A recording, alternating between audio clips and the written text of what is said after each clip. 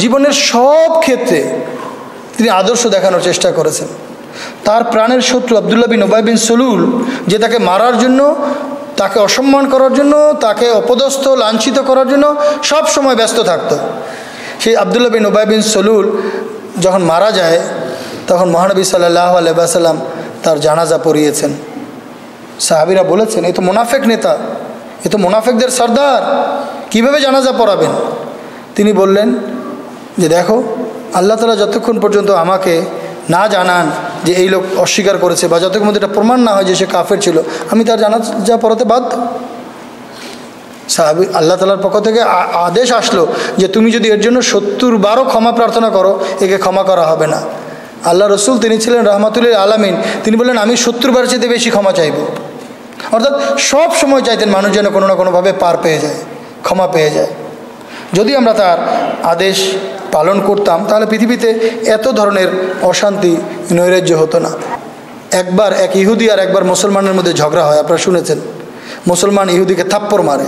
কেন? ঝগড়াটা কী হয়েছিল? ইহুদি বলছিল আমার নবী মুসা শ্রেষ্ঠ, আর মুসলমান সাহাবী বলছিলেন আমার নবী মোহাম্মদ শ্রেষ্ঠ। দুজনের মধ্যে ঝগড়া হয়। মুসলমান সাহাবী তিনি থাপ্পড় মারেন সেই ইহুদিকে। ইহুদির দৃঢ় বিশ্বাস ছিল যে মোহাম্মদের কাছে গেলে আমি ন্যায় বিচার পাবো। সে অন্য কারো কাছে যায় নাই, সে মোহাম্মদ সাল্লাল্লাহু আলাইহি ওয়াসাল্লামের কাছে আসে এবং অভিযোগ করে যে আপনারই অনুসারী, আপনারই সাহাবী আমাকে থাপ্পড় মেরেছে এই জন্য যে আমি বলেছি মুসা আলাইহিস সালাতু ওয়াস সালাম শ্রেষ্ঠ রসুল। অথচ কোরআন শরীফ বলে মুহাম্মদ সাল্লাল্লাহু আলাইহি ওয়াসাল্লাম শ্রেষ্ঠ রসুল, খাতামান নবিয়্যিন। এটা জানার পরেও মুহাম্মদ সাল্লাল্লাহু আলাইহি ওয়াসাল্লাম তার সাহাবীকে ডেকে বলেন তুমি একে থাপ্পড় মেরেছো, এটা অন্যায় করেছো, এটা ঠিক হয়নি। পরে আমরা জানতে পেরেছি সেই সাহাবী ছিলেন হযরত আবু বকর সিদ্দিক রাদিয়াল্লাহু তাআলা আনহু। হযরত আবু বকর সিদ্দিক রাদিয়াল্লাহু তাআলা আনহু। তো নবী করিম সাল্লাল্লাহু আলাইহি ওয়াসাল্লাম সাম্য, সম অধিকার, প্রজাদের প্রতি ভালোবাসা, পরিবারের প্রতি ভালোবাসা, এটা সব জায়গায় দেখিয়েছেন। অর্থাৎ তার জীবনের প্রতিটি ক্ষেত্রে আমরা দেখতে পাই যে তিনি ভালোবাসা দেখিয়েছেন। কষ্টের যুগ এসেছে, তখনও তিনি কষ্ট করেছেন। আমরা এই কথাগুলি বারবার বলি, বারবার বলতে হয় আমাদেরকে, এই জন্য যে তার আদর্শের কথা বললে এগুলি না বলে পারা যায় না।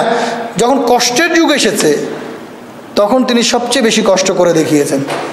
আপনারা জানেন যখন পরীক্ষার যুদ্ধ হয় তখন সাহাবীরা ক্ষুধার জ্বালায় কাতর ছিলেন। কোনো সাহাবী এসে বললেন হে আল্লাহ রসুল, আর পারছি না, পেটে পাথর বেঁধে রেখেছি। নবী করিম সাল্লাল্লাহু আলাইহি ওয়াসাল্লাম নিজের পেটের উপর থেকে কাপড় সরিয়ে দেখলেন এখানে 2টা পাথর বাঁধা আছে, অর্থাৎ তোমার চাইতে আমি বেশি ক্ষুধার্ত। এরপর যখন কোনো সাহাবী এসে বলল যে আল্লাহ রসুল, আমার স্ত্রী আপনাদের জন্য কিছু মাংস আর রুটি রান্না করেছে, আসেন খাবেন, কয়েকজনকে নিয়ে আসেন, বেশি নাই। মহানবী সাল্লাল্লাহু আলাইহি ওয়াসাল্লাম বললেন যে বাড়িতে যাও আর স্ত্রীকে গিয়ে বলো ডেকচির উপরটা যেন ঢেকে রাখে, আর আমি না আসা পর্যন্ত যেন না খুলে। সবাইকে নিয়ে গেলেন এবং সবাইকে ডেকে বললেন তোমরা আসো, এক এক করে আমি খাবার দিচ্ছি। সবাইকে তিনি খাবার দিলেন। আল্লাহ তাআলা একটা নিদর্শন দেখিয়েছিলেন সেদিন, যে অল্প খাবারে কতটা বরকত দিয়েছিলেন। সবাইকে পেট ভরে খাইয়ে তারপর তিনি খেয়েছিলেন। যখন সুখের দিন আসে তখনও তিনি কিন্তু সুখ উপভোগ করেন নাই। হযরত খাদিজা রাদিয়াল্লাহু তাআলা আনহার সাথে তার বিয়ের পরে খাদিজা তার সমস্ত সহায় সম্পত্তি তাকে দিয়ে দেন, তাই তো? নবী করিম সাল্লাল্লাহু আলাইহি ওয়াসাল্লাম বলেন যে আমাকে দিলে তো? বলে হ্যাঁ আপনাকে দিলাম। আমি যা ইচ্ছা করবো? বলে হ্যাঁ যা ইচ্ছা করেন, আমি আপনাকে চিনি। নবী করিম সাল্লাল্লাহু আলাইহি ওয়াসাল্লাম সমস্ত চাকর বাকরকে আজাদ করে দিলেন, গোলামদের মুক্ত করে দিলেন, স্বাধীন করে দিলেন। আর যত ধন সম্পদ ছিল তিনি বিতরণ করে দিলেন, কিচ্ছু ছিল না তার কাছে। দিনহীন, দরিদ্র, গরিব, একেবারে মিসকিনের মতো জীবনযাপন করে গেছেন।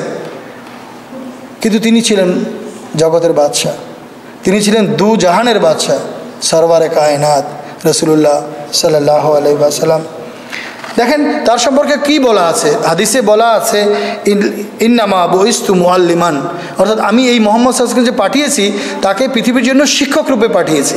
তো তিনি আমাদেরকে ছোট ছোট বিষয়ে শিক্ষা দিয়ে গেছেন। এখন এই শিক্ষাগুলো আমাদেরকে মানতে হবে। যদি আমরা মানি তাহলে আমরা নিজ নিজ জায়গায় ছোট ছোট মুহাম্মদ হতে পারবো, আর যদি না মানি তাহলে আমরা মার খেতে থাকবো, যতই আমরা মুসলমান বলে দাবি করি না কেন। দেখেন নবী করিম সাল্লাল্লাহু আলাইহি ওয়াসাল্লাম তিনি মৃত মানুষকে সম্মান দেখিয়েছেন।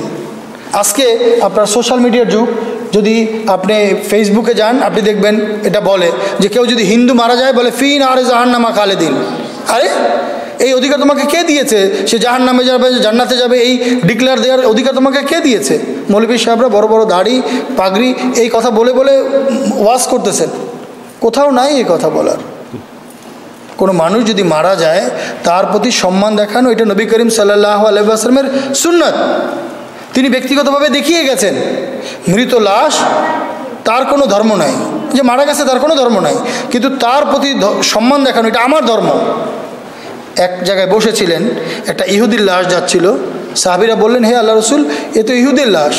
কিন্তু মহানবী সাল্লাল্লাহু আলাইহি ওয়াসাল্লাম দাঁড়ান এবং বলেন, তাতে কি হয়েছে? সে তো মারা গেছে, সে তো মৃত একটা লাশ। লাশের প্রতি সম্মান দেখানো এটা আমাদের দায়িত্ব। কি শিখিয়ে গেলেন? যদি আমার পাড়া প্রতিবেশী কেউ মারা যায়, আমরা যেন সেখানে যাই, তার প্রতি যেন সহানুভূতি দেখাই। আর ইন্না লিল্লাহি ওয়া ইন্না ইলাইহি রাজিউন এ কথা বলতে তো কোনো গুনাহ নেই, এটা কোনো দোয়া না। এটা বলছেন যে ভাই আমিও আল্লাহর কাছে, এই লোকটাও আল্লাহর কাছে গেছে, আমিও আসতেছি। ইন্না লিল্লাহি, নিশ্চয়ই আমরা আল্লাহর জন্য, ওয়া ইন্না ইলাইহি রাজিউন, এবং অবশ্যই আমরা তার দিকেই ফিরে যাই। এটা দোয়া না। মৃত লাশ দেখে আমরা আমাদেরকে রিমাইন্ড করাই যে এই ব্যক্তিও চলে গেছে, আমিও যাব। তো সেখানে আপনি এইটা না বলে আপনি ফি নারে জাহান্নামা খালিদিন বলে আপনি হিন্দুদেরকে কেন নারাজ করতেছেন, অসন্তুষ্ট কেন করতেছেন? এটা তো আমার রসুল শিখায় নাই।